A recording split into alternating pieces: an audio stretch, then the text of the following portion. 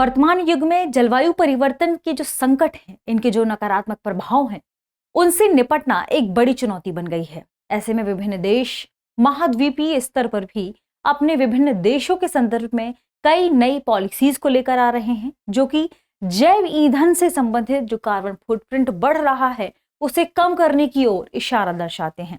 साथ ही यह भी कहते हैं कि जैव ईंधन के एडवांस वर्जन को उपयोग में लाया जाना चाहिए। इसी क्रम में यूरोप ने भी कई नई पॉलिसी को संबोधित किया है और कहा है कि अब यूरोपीय देशों में जैव ईंधन के एडवांस वर्जन का इस्तेमाल किया जाएगा और इस संदर्भ में उसने कुछ स्ट्रिक्ट रूल्स भी अपनाए हैं।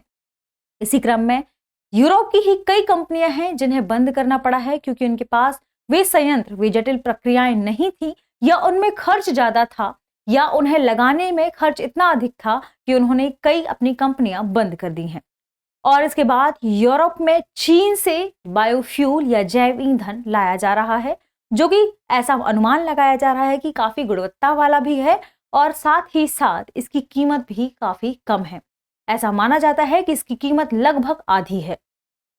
लेकिन कई बार जांच प्रक्रियाएं शुरू हुई और जांच प्रक्रियाओं में बात निकलकर सामने आई कि इसमें वह गुणवत्ता नहीं है जिस गुणवत्ता की बात यूरोप की कंपनियां करती हैं। दृष्टि आईएएस के इन फोकस प्रोग्राम में एक बार फिर से आपका स्वागत है। आज हम चीन और यूरोप के संबंध में जैव ईंधन के आयात और निर्यात पर चर्चा करने वाले हैं। साथ ही चर्चा करेंगे कि आखिर चीन क्या घपलेबाजी कर रहा है, जिस संदर्भ में संदेह जताया जा रहा है।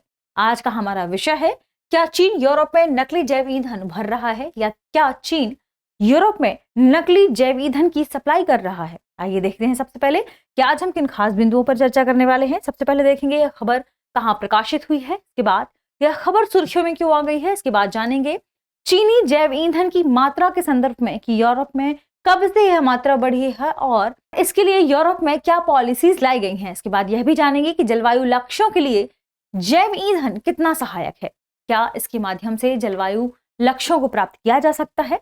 इसके बाद जानेंगे अनियंत्रित आपूर्ति और कीमतों पर इसका क्या प्रभाव पड़ा है। इसके बाद जानेंगे जो संभावना जताई जा रही है कि चीन इसके लिए ताड़ के तेल का इस्तेमाल कर रहा है, तो क्या वाकई ये संभावना सही है, इसके बारे में चर्चा करेंगे।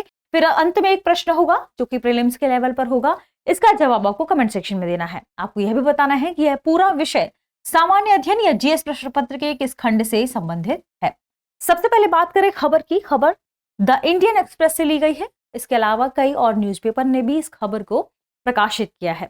खबर क्या है? खबर है, is China flooding Europe with fake biofuel, यानी क्या चाइना यूरोप में फेक बायोफ्यूल को भर रहा है।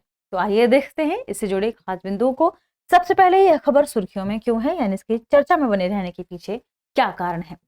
हम सभी जानते हैं कि हम परिवहन क्षेत्र में बायोफ्यूल का इस्तेमाल करते हैं और परिवहन अपने आप में हर देश में भारी मात्रा में इस्तेमाल किया जाता है।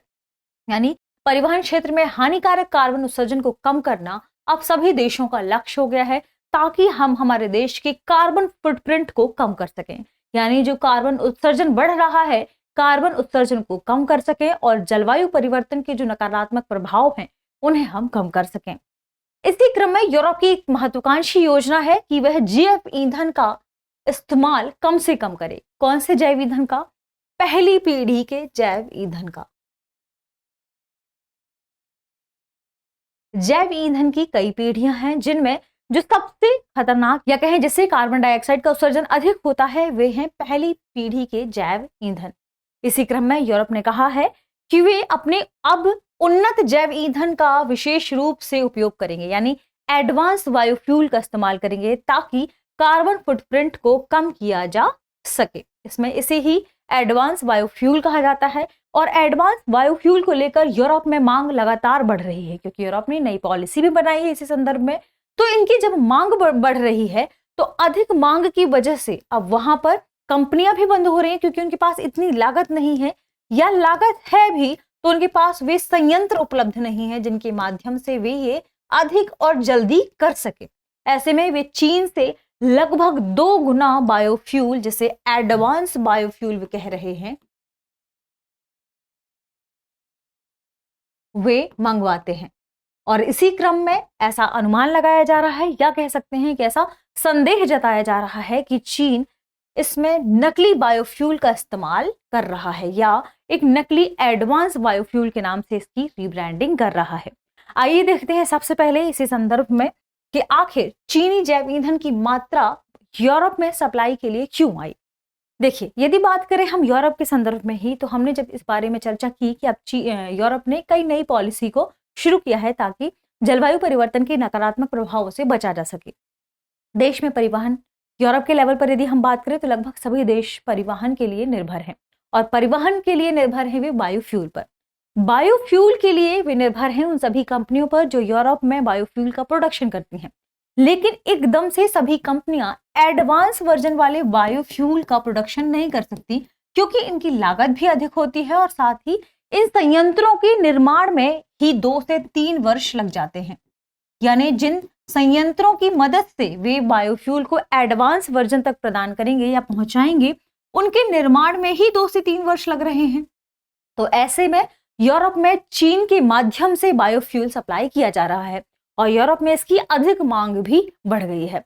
अधिक मांग के बाद आपूर्ति में वृद्धि के लिए चीन से मंगवाए जा रहे हैं क्या, एडवांस वर्जन के बायोफ्यूल या एडवांस बायोफ्यूल। इन्हें कहा जाता है उन्नत जैव ईंधन।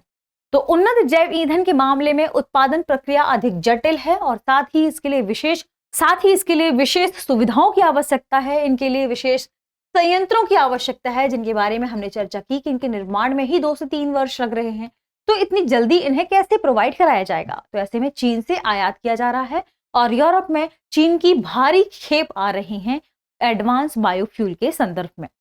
यदि बात करें अब चूंकि चीन से ही सप्लाई हो रही है यूरोप के लिए, इसमें कहा जा रहा है कि उत्पाद की उच्च गुणवत्ता और उनकी कम कीमत चीन की खेप को और अधिक आकर्षित कर रही हैं यूरोप में।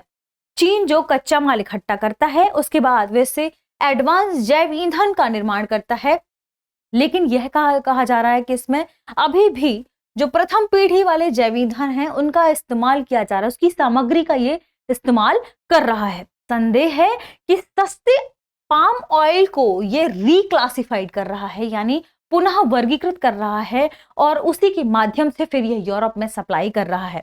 लेकिन ऐसा भी कोई संयंत्र नहीं है कि जल्दी से इस बारे में पता लगाया जा सके कि ये जो एडवांस बायोफ्यूल है इसे किसके माध्यम से तैयार किया गया है या इसमें कितने प्रतिशत जो पहली पीढ़ी का जैव ईंधन है उसे रिक्लासिफाइड किया गया है। तो ऐसे भी संयंत्र की अभी अनुपलब्धता है, लेकिन लगातार जर्मनी और कई ऐसे क्षेत्र हैं जहां पर इसे लैब में भेजा गया है और इस पर कार्य चल रहा है, शोध चल रहा है। ये तो हमने देखा जो चीनी जैव ईंधन है उसको यूरोप में वह कैसे बढ़ता है। बात करें जलवायु लक्ष्यों के संदर्भ में कि जलवायु लक्ष्यों के लिए जैव ईंधन कितना महत्वपूर्ण है, तो यूरोप खुद मानता है कि जो प्रथम पीढ़ी के जैव ईंधन है उनसे सबसे अधिक कार्बन का उत्सर्जन होता है। बात करें हम जैव ईंधनों के संदर्भ में ही, तो जैव ईंधन की प्रथम पीढ़ी की यदि बात करें या पहली पीढ़ी की बात करें, तो ये वे उस प्रकार के जैव ईंधन होते हैं जो सीधे खाद्य पदार्थों से निर्मित किए जाते हैं, जैसे मक्के से, गन्ने से, ठीक है। और यदि हम बात करें दूसरी पीढ़ी के जैव ईंधन के संबंध में या द्वितीय पीढ़ी के जैव ईंधन, तो इन जैव ईंधनों को गैर खाद्य पदार्थों से बनाया जाता है, जैसे या फिर वैसे खाद्य पदार्थों से बनाया जा सकता है जो खराब हो चुके हैं या उपयोग में लाए गए हैं, जैसे उपयोग किया हुआ वनस्पति तेल, ठीक। और तीसरी पीढ़ी के जैव ईंधन कहलाते हैं जो शैवाल से बनते हैं। तृतीय पीढ़ी के जैव ईंधन यानी जो शैवाल से निर्मित होते हैं, ठीक है, या शैवाल ऑयल के रूप में भी इन्हें जाना जाता है। इससे जो कार्बन फुटप्रिंट है वो सर्वाधिक कम मात्रा में प्राप्त होता है, यानी कार्बन का उत्सर्जन सबसे कम होता है। तो यहाँ पर प्रथम पीढ़ी के बाद जो एडवांस बायोफ्यूल की हम बात कर रहे हैं वह है दूसरी पीढ़ी के ऑयल या बायोफ्यूल। तो यहाँ बात कर रहे हैं चीन से हम इसी प्रकार के बायोफ्यूल को मंगवा रहे हैं। ये बात कर रहे हैं यूरोप के संदर्भ में। यूरोपीय संघ के जलवायु कानून के मुताबिक उन्होंने तय किया है कि तेल और गैस उद्योग, साथ ही परिवहन और कुछ अन्य क्षेत्र भी 2023 में कार्बन फुटप्रिंट को 8% तक कम करेंगे और कम करने की लगातार ये प्रयास भी कर रहे हैं। उनके द्वारा उपयोग के उत्पादित ईंधन में उन्नत जैव ईंधन को कम से कम 0.3% तक लाना है। यानी उन्होंने कहा है कि ये जो भी क्षेत्र हैं, चाहे परिवहन हो चाहे गैस क्षेत्र हो, इन सभी को अब एडवांस बायोफ्यूल का इस्तेमाल करना है और इसके उपयोग को, इसके उत्पादन को लगभग 0.3% तक लेकर आना है, जो कि अभी तक नहीं था यूरोप में। इसके अलावा रेपसीड, सोया या अनाज से बने पारंपरिक जैव ईंधन की मात्रा को, इनकी हिस्सेदारी को सीमित करना है और लगातार यूरोप में यह हो भी रहा है। अब इन सभी चीजों का इस्तेमाल वे मुख्यतः भोजन तक सीमित कर चुके हैं और वे अब एडवांस बायोफ्यूल का इस्तेमाल कर रहे हैं और इसी संदर्भ में चीन से उन्हें लगातार यह मंगाना पड़ रहा है। इस वजह से यह संदेह जन्म लेता है। अब बात करते हैं अनियंत्रित आपूर्ति और कीमतों पर प्रभाव के संदर्भ में। तो ऐसा देखा गया यूरोप में कि वर्ष की शुरुआत से नए ईंधन की बाजार कीमतें लगभग 50% तक गिर गई हैं और इसके बाद यह भी देखा गया कि चीन से लगातार खेपें मंगाई जा रही हैं और चीन से जो खेपें मंगाई जा रही हैं वे एडवांस बायोफ्यूल की खेपें होने के बाद भी इनकी जो मात्रा है, इनका जो लागत है वे लगभग आधा है, इनकी जो कीमत है वे लगभग आधी बताई जा रही है। यानी चीन यह दावा कर रहा है कि ये उच्च गुणवत्ता वाला बायोफ्यूल हम आपको आधी कीमत में दे रहे हैं, जबकि इनकी लाने की जो कीमत है यानी परिवहन का जो चार्ज है वह लगभग 20% तक होता है। इसके बावजूद ऐसे कैसे संभव? इस वजह से कई ऐसी कंपनियां हैं जो यूरोप में काम कर रही हैं बायोफ्यूल को लेकर, वे संदेह जता रही हैं और इनके नमूनों को लैब में ले जाया गया है, लैब में इनको देखा गया है, जांचा गया है और कई कंपनियां बंद तक हुई है। इसके बाद बात करें इसी संदर्भ में, तो अपशिष्ट व्युत्पन्न जैव ईंधन के कारण बाजार की कीमतों में गिरावट से यूरोपीय निर्माताओं की कंपनियां भी बंद हुई हैं और इन्होंने ही फिर पूरे जो भी संदर्भ था इसमें जांच प्रक्रिया को शुरू करने की बात कही है। लेकिन एक समस्या यह भी आ रही है कि चीन से जो लैब के थ्रू आ रहा है माल, उसे चेक करने की अनुमति चीन प्रदान नहीं करता। चीन में आकस्मिक जांच की भी अनुमति नहीं है क्योंकि चीनी सरकार विदेशी राज्य प्रतिनिधियों के प्रवेश को प्रतिबंधित करके रखी हुई है। ऐसे में वहां जाकर भी चेक नहीं किया जा सकता। तो यहाँ पर सवाल पैदा होता है कि चीन से जो उन्नत जैव ईंधन आ रहा है वास्तव में वह अपशिष्ट या अपशिष्ट सामग्री या कुछ और से तो नहीं बना है, या कहीं इसमें पाम ऑयल का इस्तेमाल तो नहीं किया जा रहा है, जबकि पाम ऑयल प्रतिबंधित है। इस बात को ध्यान रखिएगा, जिसके बारे में हम आगे चर्चा करेंगे कि किस क्षेत्र में। तो ताड़ के तेल की जो संभावना बताई जा रही है यानी पाम ऑयल की जो संभावना बताई जा रही है, क्या वह सही तो नहीं है? इसके भी सवाल उठ रहे हैं। चीन के उन्नत जैव ईंधन को इतना सस्ता बनाने के बारे में सुराग खोजने के क्रम में कई बात निकलकर सामने आई है, जिसमें कहा जा रहा है कि कहीं का जो प्रतिबंधित घटक है, बहुत सारे क्षेत्रों में, जैसे कहा जाता है कि बहुत सारे क्षेत्रों में ताड़ का जो तेल है या पाम ऑयल है इसे प्रतिबंधित कर दिया गया है। क्यों? क्योंकि इसके उपयोग से बहुत अधिक वर्षा वनों को हानि पहुंच रही है। तो इन सुराखों के क्रम में देखा गया कि जो प्रतिबंधित घटक है यानी ताड़ का तेल, कहीं उस पर तो ध्यान केंद्रित नहीं कर रहा है चीन, कहीं उसके उपयोग के थ्रू या इसे रिक्लासिफाइड करके कहीं इसका इस्तेमाल तो नहीं किया जा रहा है एडवांस वर्जन के बायोफ्यूल को बनाने में। कई यहाँ पर चीजें निकलकर सामने आती हैं। ऐसा भी कहा जा रहा है कि इसका उपयोग किया जाता था पहले खाद्य उद्योग में, ऊर्जा उत्पादन में, सौंदर्य प्रसाधन में और परिवहन के लिए। लेकिन बात करें कि खासकर किन क्षेत्रों में इनका प्रोडक्शन होता है, पाम ऑयल की बात करें तो पाम तेल मलेशिया और इंडोनेशिया जैसे देशों में वर्षा वनों के विनाश से जुड़ा है, इसलिए इसके इन घटकों को प्रतिबंध करने की बात कही गई है। ये दुनिया के सबसे बड़े तेल उत्पादकों और निर्यातकों में से एक माने जाते हैं। इनकी बात कर रहे हैं, मलेशिया और इंडोनेशिया की बात कर रहे हैं।